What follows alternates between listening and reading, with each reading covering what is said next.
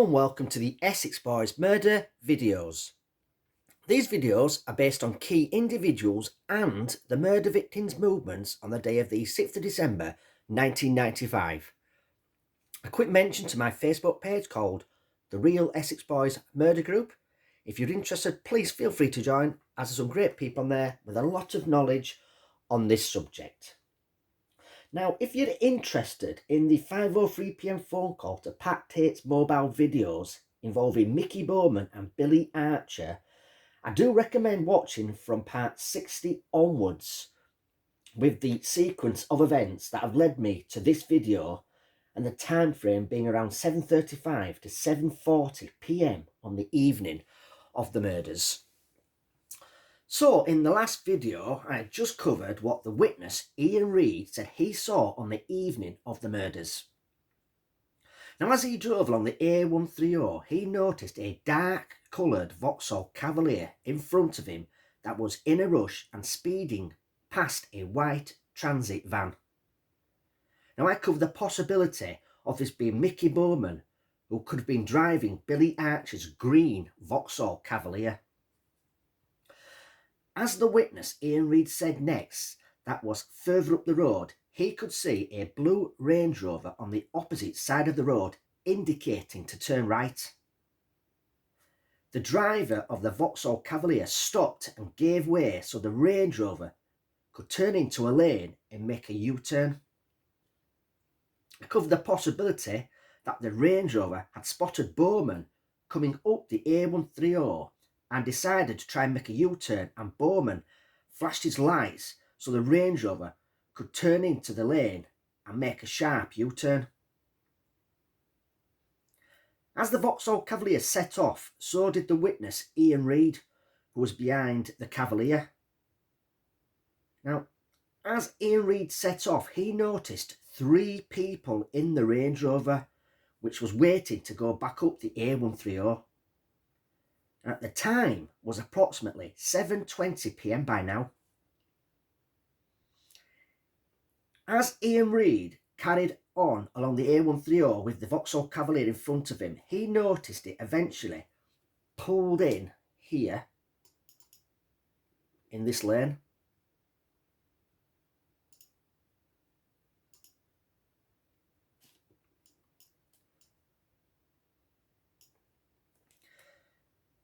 The witness then carried on along his journey in this direction, heading for Chelmsford. So, did the Range Rover pull up here and Tony Tucker wound his window down to tell Mickey Bowman that there's a farm track just around the bend on the right? Did they tell him to meet them there and they'll discuss business? Did Mickey Bowman tell Tony Tucker that he'd wait for Billy Archer, who was catching up in the white Ford Transit van, and meet them down the lane? Right, what I'll do now is carry on with the sequence of events involving Mickey Bowman, Billy Archer, and the executions of the Essex Boys. Now, as the Ford Transit van headed in this direction, did Mickey Bowman check the shotgun for the last time before placing it on the footwell? Was this Mickey Bowman's and Billy Archer's chance to finally exact revenge on Tony Tucker and Pat Tates?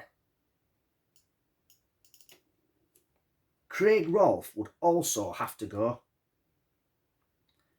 Now, the track entrance is just up here on the right.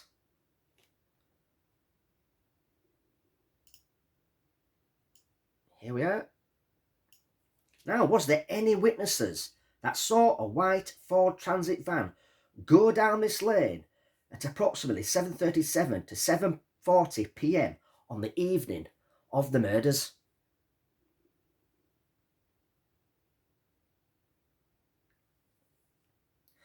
As the white Ford Transit van made its way down the track, did Tony Tucker instruct Craig Rolfe to leave the engine running and the lights on so Bowman and Archer could see them? I mean, remember, it would have been pitch black down the track that night. Now, with the engine running and the lights on, this could explain the carbon deposits from the fuel found by forensics under the Range Rover at the crime scene. Did Bowman and Archer spot the Range Rover's lights as it headed down the farm track? Did the Ford Transit van pull up behind the Range Rover? When pulling up behind the Range Rover, did they notice the 5-bar gate closed in front of the Range Rover? Did they realise the Range Rover is going nowhere at this stage as they box them in? They now turn off their engine. Now, this could explain why no carbon deposits were found on the ground behind the Range Rover by crime scene investigators. Now, the reason I have said a vehicle went down the track and pulled up behind the Range Rover is because there is a lack of footprints leading away from the crime scene. Now, a lack of footprints does not mean to say that there weren't any. It means there is just a lack of footprints. I mean, Mick Steele could have walked up the track alone. The crime scene investigators said it's more than likely another vehicle came down the track. I'll say that again. The crime scene investigators said it's more than likely another vehicle came down the track. They also said there were no tyre tracks going away, but puddles were iced, so it is possible a car left. I'll just repeat that again. They also said there were no tyre tracks going away, but puddles were iced, so it was possible a car left. So having said that, it's more than likely a vehicle came down the track after the Range Rover. I mean, I very much doubt they used the green Vauxhall Cavalier owned by Billy Archer to go down the track and commit the murders. I mean, any forensics on that car will be traced back to him. The vehicle used was most probably stolen and used specifically for the executions, then burnt out or sold on using forged documents. If these sequence of events occurred, what was it that Bowman and the Essex Boys had to meet to discuss here on the evening of the murders? Did Mickey Bowman get out of the Ford Transit van and get into the back driver's side passenger door to discuss business with Tony Tucker and Pat Tates? Mickey Bowman's fingerprints were found in the Range Rover. When in the police interview, did he forget he left his fingerprints in the Range Rover and made an excuse that he had been in the Range Rover at a previous date? Michael Bowman's fingerprints were found in the Range Rover. What were they really talking about as Bowman sat in the Range Rover? Was Tony Tucker telling him that the field ahead would be where Mick Steele would be landing the light aircraft with the Canning Town firm's 30 kilos of coke? Did Bowman put to Tucker that he wanted a bigger slice of the coke, seeing as he's loaned them the machine gun for the robbery?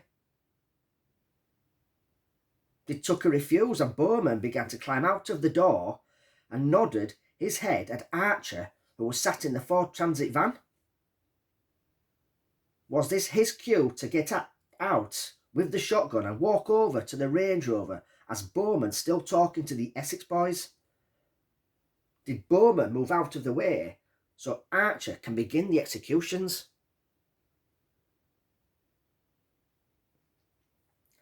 Another explanation could be that as Bowman sat in the back of the Range Rover, Tony Tucker now knew where and when Mick Steele would be flying in from Holland with the Canning Town firm's coke. Mickey Bowman could now have his 3 kilos of coke up front for loaning him the machine gun for the robbery. Did Tony Tucker tell Bowman that the coke was in the boot of the Range Rover in a bag? Did Mickey Bowman get out of the Range Rover and take the 3 kilos of coke out of the bag? There was an empty bag found in the boot at the crime scene. If Bowman took the bag with the coke in it and he was found in possession of the bag, the police could do fingerprint checks, as Pat, Tony and Craig's were probably all over it and link him with the murders. Did Bowman take the coke and leave the bag? Now, Bowman had the coke. Did he head towards the transit van and place it in the footwell and pick up the pump-action shotgun? Was this his chance to get his own back on Tony Tucker and Pat Tates for being set up months earlier? Bowman and Archer knew it had to be them two, as they were supposed to meet with them that day so Tony Tucker could buy a gun from them, but instead were arrested by armed officers, then subsequently sent on remand. Tucker and Tate were the only ones that knew about the meeting that day. Was it now time to exact revenge on the Essex Boys? With the driver's side passenger door still open, did Mickey Bowman begin the executions of the Essex Boys? Mickey Bowman and Billy Archer definitely had motive. Whoever the Essex Boys met down the track that night, they knew and trusted them. They were not armed. I mean, Pat Tates always carried a gun with him. No guns were found on the Essex Boys.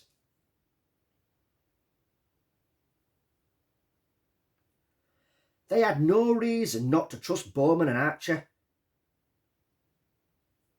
If it was these two, I don't think the Essex Boys would have seen it coming.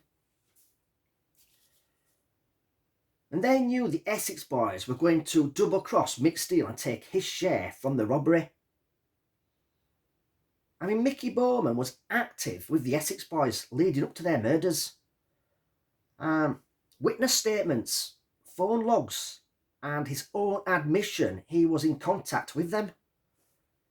The undisclosed phone call from Mickey Bowman to Tony Tucker on the evening of the murders. The police have never spoken to him about this call.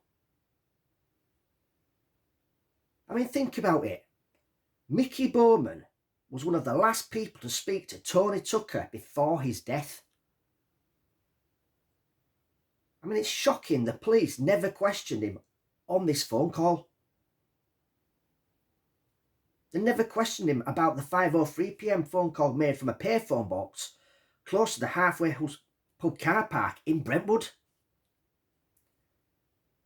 His fingerprints were found inside the Range Rover.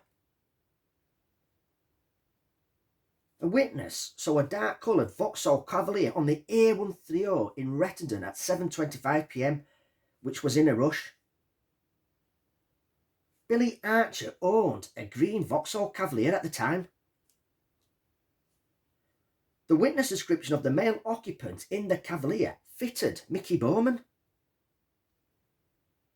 The same witness saw a blue Range Rover at the same time, being 7:25 p.m, with 3 males inside. Could these executions have been committed after Mick, Jack and Darren have left the area? The Range Rover then came back out of the track and went looking for Bowman and Archer, who were in separate vehicles. Their last sight of the Range Rover at the turnpike, but they noticed it go for the sign for Rettendon. Now, realising Bowman can't phone Tucker or Tate as Mick would have been in the Range Rover, he just has to wait for his turn to pull out. Now, Archer would have been in front and set off along the A130 first. Eventually, Bowman pulls out and follows Archer in the Ford Transit heading towards Rettendon. Now along the A130 he overtakes the Ford Transit and spots the Range Rover heading in the opposite direction. Bowman flashes his lights and the Range Rover indicates, then makes a U-turn in the church lane. Bowman then sets off along the A130 and finds the next available left lane and pulls in, waiting for the Range Rover to catch up. Did Tony Tucker tell him to go down a farm track just ahead on the right? Did Bowman tell Tucker he'll wait for Archer to catch up and he'll climb into the van and meet them down the track? After discussing business, Bowman gets the 3 kilos of coke, places it in the footwell of the van and takes out the shotgun and executes them in cold blood. They have now got their own back for being set up and put on remand months earlier. Now we know the choice of weapon for the executions, which was a 4-foot semi-automatic self-loading pump-action shotgun. You wouldn't need to reload it as it held up to 9 cartridges. Now what a lot of people don't know is Mickey Bowman was arrested some years ago for being in possession of a firearm and sent to prison. I think he got 3 years. Now the weapon found at Mickey Bowman's address was a shotgun. Can you believe that? A shotgun? The Essex Boys were executed by someone using a shotgun. Now, after Bowman had been sentenced for possession of a firearm, i.e. the shotgun, he was released on licence. When Tucker told him he wanted to buy a gun from him, he turned up with Billy Archer at the Happy Heater restaurant in Basildon to sell him a firearm, but neither Tucker nor Tate turned up. After an hour of Tucker or Tate not showing up, they smelled a rat and decided to leave. Now all of a sudden armed police swoop on them and find a firearm in the boot of the car. I mean, he and Archer knew they'd been set up, as only Tucker and Tate knew about this meet that day. This is why Bowman and Archer were sent on remand. I mean, they've broken their terms of the licences, which was not to be in possession of any firearms. I mean, just think about it. Every night, Bowman and Archer would have been seething with anger knowing they'd been set up by Tony Tucker and Pat Tates. I mean, night after night, they would have been planning their revenge on them when they got out. They find out Tate is on another wing in the same prison as them. Pat Tates was confronted by the two, but Tate blamed it all on Tucker, saying he set him up because Bowman was trying to muscle in on Tucker's drugs business. They then take Tate's word on this and peace is restored. I mean, viewers, do you really think Mickey Bowman and Billy Archer are going to leave it there? Two hardened criminals from South London with reputations to uphold just take Tate's word for it and do nothing? Nah, not for me. I mean, how come these two never confronted Tucker on the outside after being set up? I've never come across a confrontation between the three when they met on the outside. Never. It's more than likely Bowman and Archer decided to take Tate's word for it and get back with them on the outside by the time and wait for an opportunity to arise, then they could exact revenge and execute them. Was this drugs deal involving Mick Steele the perfect opportunity to cut a deal and offer to loan them a machine gun for the upcoming robbery? They get their share of the coke early through Tucker, then execute them. I mean, this would be sweet revenge. Did Mickey Bowman with the help of Billy Archer, take the Essex Boys out of the game. So that's it for this particular video. I hope you've enjoyed it. And the next one, I will go through another witness statement and what he said he saw on the evening of the murders. Don't forget, you can join my Facebook crowd, the Real Essex Boys Murder Group. We have new posts going on a daily basis. All we ask is respect other people's opinions on there, as we all have our own theories on what we think happened that night. So until next time, take care.